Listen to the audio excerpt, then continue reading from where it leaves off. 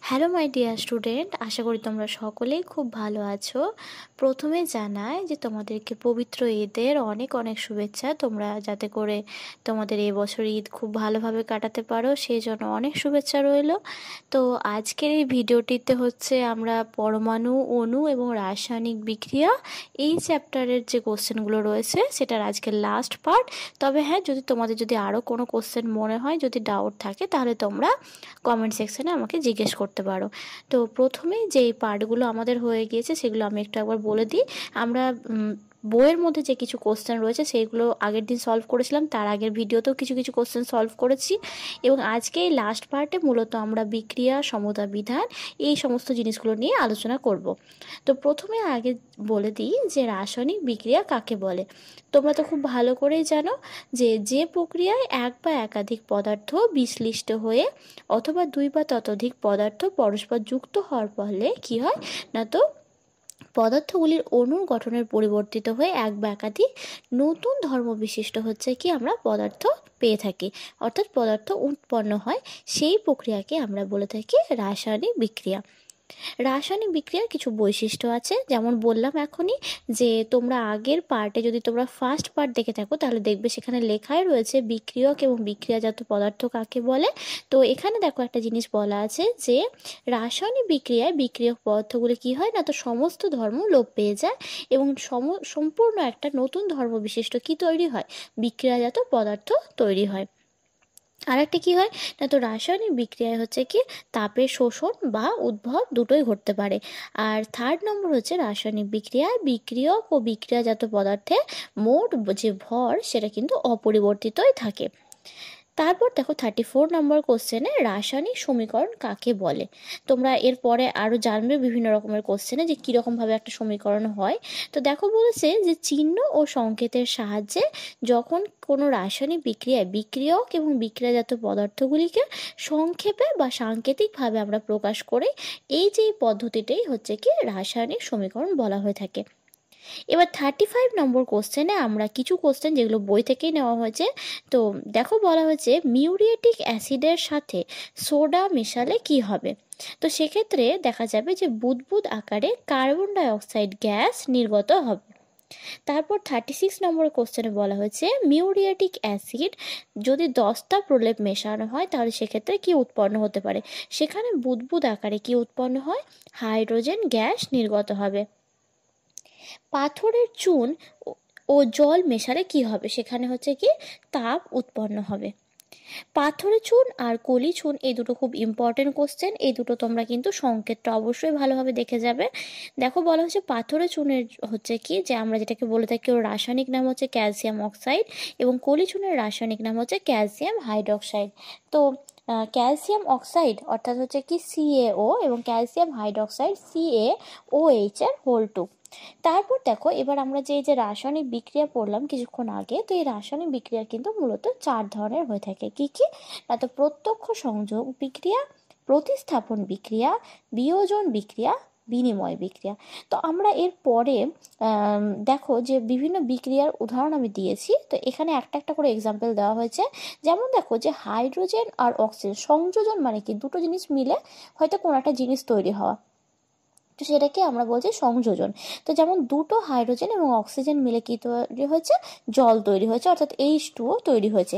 এবার হচ্ছে বিয়োজন, বিয়োজনের ক্ষেত্রে কি দেখো CaCO3 অর্থাৎ ক্যালসিয়াম কার্বনেট, এইটা কি ভেঙে কি তৈরি হয়েছে, ক্যালসিয়াম অক্সাইড এবং হচ্ছে কি কার্বন ডাই অক্সাইড।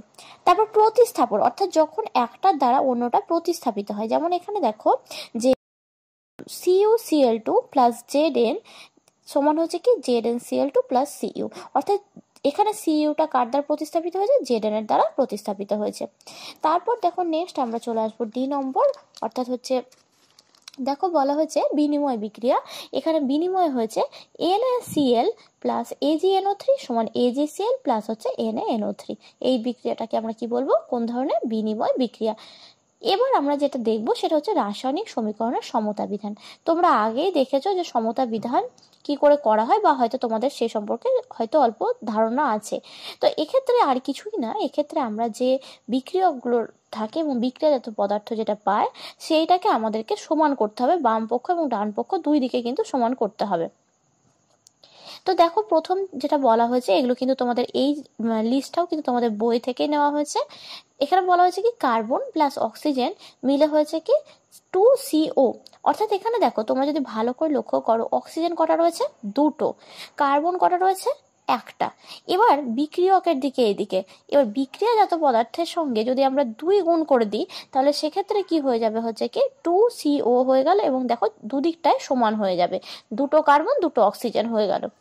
এরপর দেখো আমরা যদি চলে আসি হচ্ছে বাকি যে লিস্টটা পুরোটা রয়েছে তার মধ্যে আমি আবার কিছু কিছু বলে দিচ্ছি। যেমন ধরো দেওয়া রয়েছে, আমরা চলে আসি 4 নম্বরে, 2PbNO3 এর হোল 2 সমান হচ্ছে 2PbO প্লাস হচ্ছে 4NO2 প্লাস O2। তোমরা যদি খুব ভালো করে লক্ষ্য করো, আমি তো এখানে সমতা বিধানগুলো করে দিয়েছি একেবারে, তো তোমরা যদি দেখো ভালো করে তাহলে দেখবে যে দুটো PbO আছে এখানে হয়েছে, তারপর হচ্ছে কি 4টে NO2। তোমরা ওর জায়গায় যদি খেয়াল করো তাহলে আমরা এই ব্র্যাকেটে হোল 2 যেটা দেওয়া আছে সেখানে 3-এর সাথে 2 গুণ করলে কিন্তু 6 হয়ে যায়। তাহলে দেখো তোমরা যদি ভালো করে লক্ষ্য করো, দুটো দুটো দুটো অর্থাৎ 6টা টোটাল কিন্তু আমরা অক্সিজেন পেয়ে গেছি। তো এইভাবে কিন্তু আমাদেরকে কিন্তু সমানটা করতে হবে, নাহলে কিন্তু ভুল হয়ে যেতে পারে। তারপরে আবার বাকি যেগুলো আছে সেগুলো আমি আর বলছি না, এগুলো তোমরা এখানে লিস্টটা দেখে আশা করছি বুঝতে পারবে, এটা তোমরা করে নেবে। এরপর দেখো 41 নম্বর প্রশ্নে বলা হয়েছে তুতে দ্রবণে লোহার যদি ছুরি ডোবানো হয় তাহলে সেক্ষেত্রে কি হবে? সেক্ষেত্রে ছুরির গায়ের উপর তামার আস্তরণ পড়বে। তারপর নেক্সট 42 নম্বর কোশ্চেন দেখো বলা হয়েছে লবণ জলে সিলভার নাইট্রেট যোগ করা হলে কি হবে? তো সেক্ষেত্রে সিলভার ক্লোরাইডের সাদা রঙের অধক্ষেপ দেখতে পাওয়া যাবে। লাস্ট আমাদের এটাও একটা বক্স, যেটা আমরা তোমাদের বইয়ে পেজ 100 নম্বরের যে একটা বক্স রয়েছে সেখান থেকে নেওয়া হয়েছে। আমি যদিও এখানে এইগুলো একটু ভাগ করে সুন্দর করে করে দিয়েছি, কারণ কি তোমাদের বিক্রিয়াগুলো দেখবে পরপর সাজানো আছে, আর কোনটা কোন বিক্রিয়া সেটা তোমাদেরকে বলতে হবে। তো আমি এখানে 4টে বিক্রিয়া, কোনটার বিক্রিয়ার মধ্যে কোন বিক্রিয়াগুলো পড়ছে সেগুলো কিন্তু আমি একেবারে লিখে দিয়েছি। তো তোমরা একটু খুঁজে খুঁজে লিখে নেবে যে কোনটার মধ্যে কোনটা পড়ছে। যেমন দেখো প্রত্যক্ষ সংযোজন বিক্রিয়া, আমি আগেই বললাম যে যখন দুটো জিনিস জুড়ে গিয়ে একটা জিনিস তৈরি হচ্ছে তখন সেক্ষেত্রে হচ্ছে কি প্রত্যক্ষ সংযোজন বিক্রিয়া। বিয়োজন যেমন দেখো PCl5 থেকে বিয়োজিত হয়ে কি হয়েছে PCl3 প্লাস হচ্ছে Cl2। তারপর আরেকটা এক্সাম্পল দেখো 2FeSO4, সেখানে তাপ দেওয়ার ফলে কি উৎপন্ন হয়েছে Fe2O3 প্লাস SO2 প্লাস হচ্ছে SO3। এইভাবে সব বিক্রিয়াগুলো আমি কিন্তু পরপর লিস্ট অনুযায়ী সাজিয়ে দিয়েছি, তো তোমরা এটা দেখে পরপর করে নেবে। আর লাস্ট আমাদের দেখো রয়েছে বিনিময়ের পরে যেটা হচ্ছে কি প্রতিস্থাপন বিক্রিয়া। সেখানেও যেমন দেখো যে একটি অপরটি দ্বারা প্রতিস্থাপিত হয়েছে, যেমন Zn প্লাস CuSO4, সেখানে কি হয়েছে উৎপন্ন ZnSO4 প্লাস হচ্ছে সিউ, অর্থাৎ ZnSO4 হচ্ছে কার সঙ্গে জিঙ্ক সালফেট, আর প্লাস হচ্ছে সিইউ উৎপন্ন হয়েছে। এবার হচ্ছে কি যে আমরা তাহলে এইখানে এই পার্টটা শেষ করছি, কারণ কি এরপরে আর সেরকম কোনো কোশ্চেন থাকছে না। যদি তোমাদের কোনো কোশ্চেন জানতে মনে হয় তো তাহলে তোমরা কিন্তু অবশ্যই আমাকে কমেন্ট সেকশানে লিখে জানাতে পারো। আর আজকে ভিডিওটি এখানেই শেষ করলাম। তোমাদের যদি ভিডিওটি ভালো লেগে থাকে তাহলে অবশ্যই চ্যানেলটিকে সাবস্ক্রাইব করে নিও, আর বন্ধুদের মধ্যে ভিডিওগুলো শেয়ার করে দিও। থ্যাংক ইউ, ভালো থেকো সবাই।